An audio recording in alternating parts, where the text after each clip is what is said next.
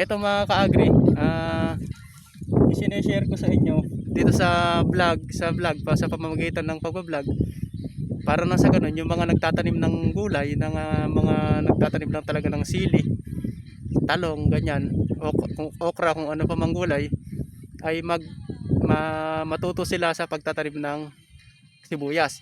Kasi ang sibuyas mga ka-agri, one time, isang season lang sa isang taon. Kumbaga minsan lang magtanim sa isang taon kapag kung kailan tag-araw dyan sa lugar ninyo. Ayan, kaya naman isineshare ko rin to para naman na sa ganun.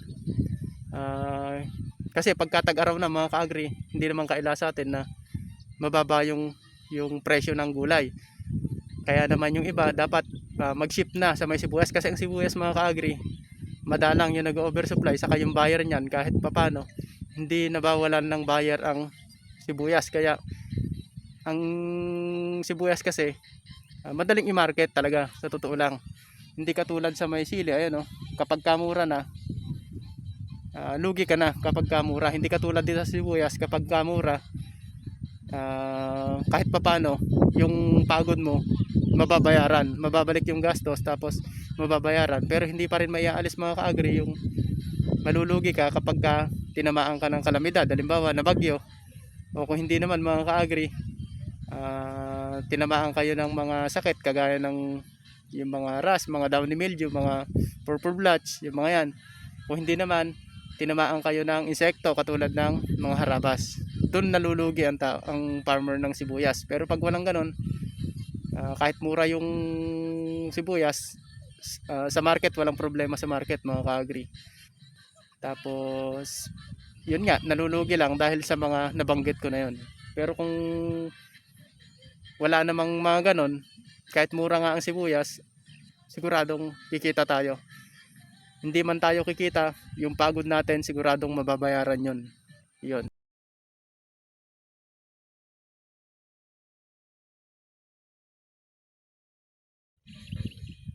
Yun, magandang hapon mga ka-agri. Mag-i-spray tayo ngayon ng pandamo. Ayan, i-sprayhan natin to.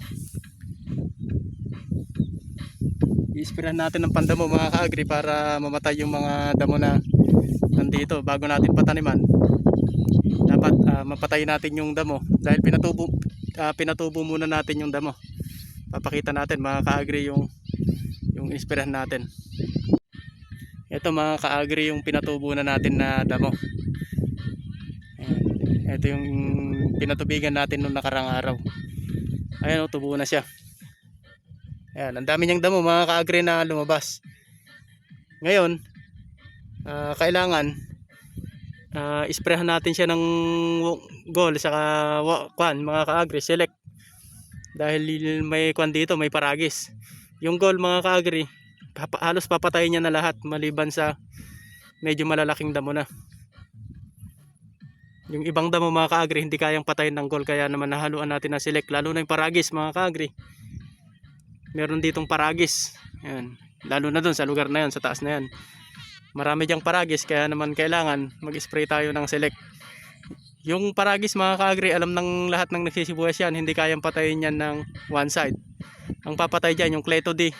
Itong Cleto D, saka yung isa itong papakita natin mga ka-agri. Ito, select mga ka-agri. Ito yung isa sa papatay dun sa paragis, kasi mahirap patayin yung paragis. Yan.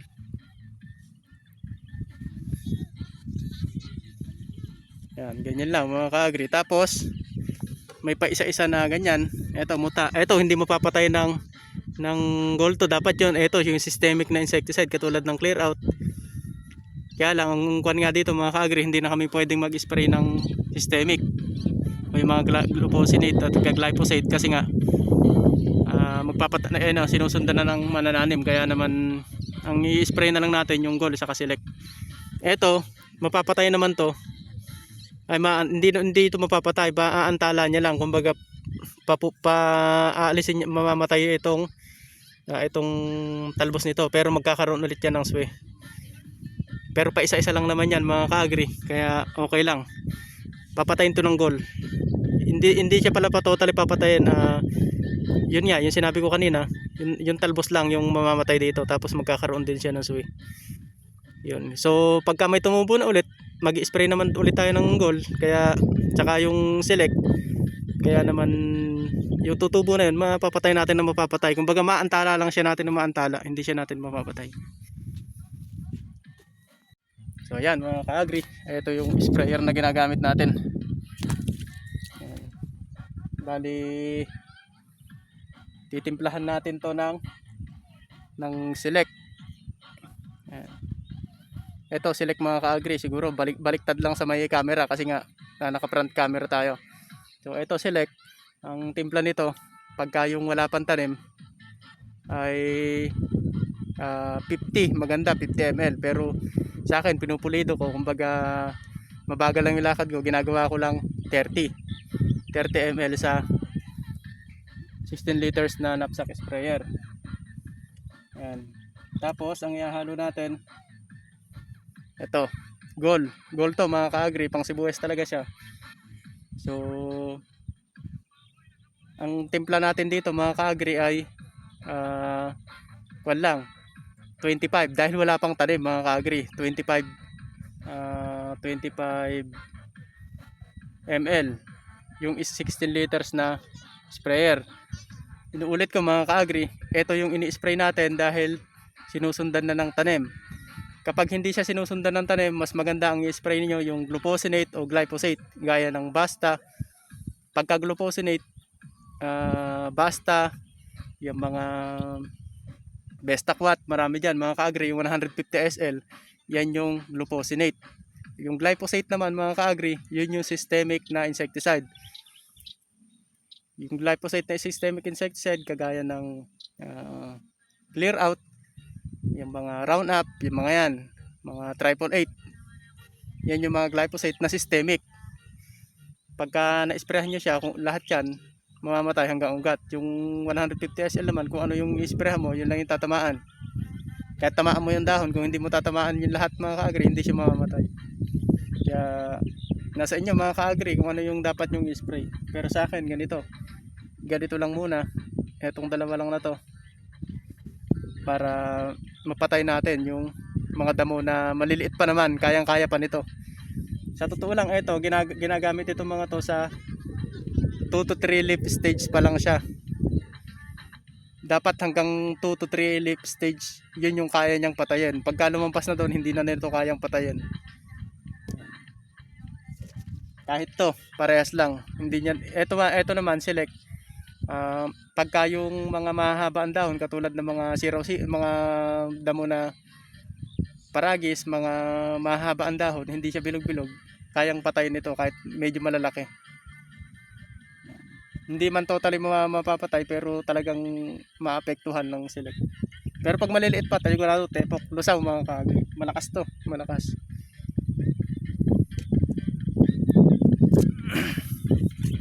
Ayan. Ang timpla natin, papakita natin mga ka-agri kung paano tayo magtimpla. Yan, kuha tayo sa drum. At kuhan muna siya. Lalagyan muna natin siya ng kumbaga hanggang dito. Yung maliit lang muna na portion, para naman hindi siya hindi yung puro yung mapunta doon sa may mapopondohan kasi yan mga ka-agri. Lalagyan nyo muna siya ng pondo na tubig. Yan, okay na yan. Tapos ang ilalagay natin dito sa goal ay 25 ml. Ayan, meron siyang, may sukatan to. Yung goal meron siyang, ayan, may ganyan siya, may takalan siya, may scoop. Ang ilalagay natin 25 ml. Ayan o, nakita natin, ayan 25 ml. Nakikita nyo mga ka-agri, may guhit siya dyan. Ganyan lang siya, 25 ml mga ka-agri.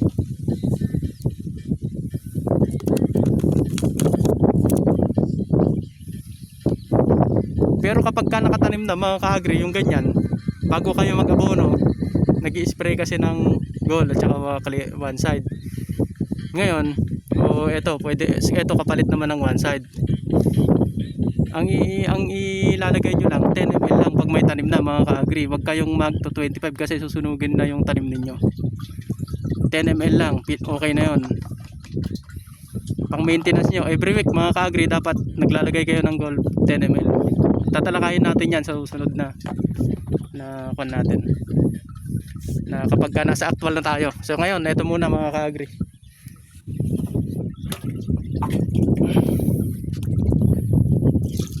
Yan.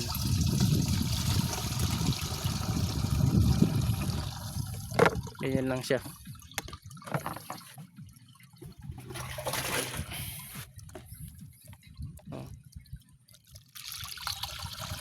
Ang gold mga ka-agri, kulay puti, nagatas. Kasi nagpapatanim na tayo. Biglaan kasi mga ka-agri dahil nga itong yung punla natin, kwan lang siya, sobra sa ibang area. Ngayon walang tataniman, kumbaga nabunot na, walang tataniman, kaya biglaan na itong sa akin ay tataniman na. Kasi nga kwan mga ka-agri, kailangan itanim na yun pag nabunot na. Yung may financer kasi dito mga ka-agri, yung financer na yon may patanim siya sa ibang farmer, sa mga gumagawa. Ngayon sobra yung punla nila, kumbaga binigay nila dito sa atin. Ayan. May bayad din syempre. Ayan. Kaya naman ang manananim natin ngayon konti lang, pero bukas mga ka-agri marami nang magtatanim dito bukas. Kumbaga may maitanim lang sila ngayon para naman kwan, para mabawasan yung punla. Ayan. Susunod 30 ml na select. Ayan, mayroon siyang ayan siya, oh. Meron siyang 15 dyan, dalawang 15 yung ilalagay natin, o di bali 30 na mga ka-agri.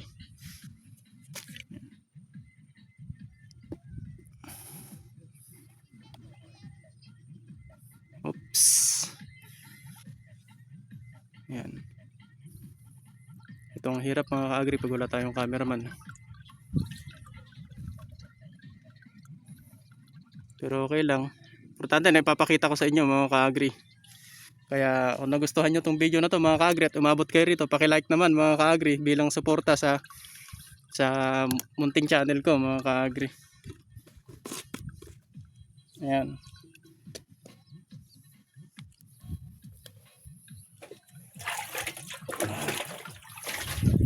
So pupunuin lang natin to na ganyan. Wala pa naman tanim kaya tinapangan lang natin yung timpla ngayon. Kaya naman abang-abang lang kayo mga ka-agri. Pindutin nyo lang yung notification, tapos yung bell button dyan, para pagka yung mag-upload ako ng susunod na activity rito sa May Sibuyasan, mas ma-kuan kayo,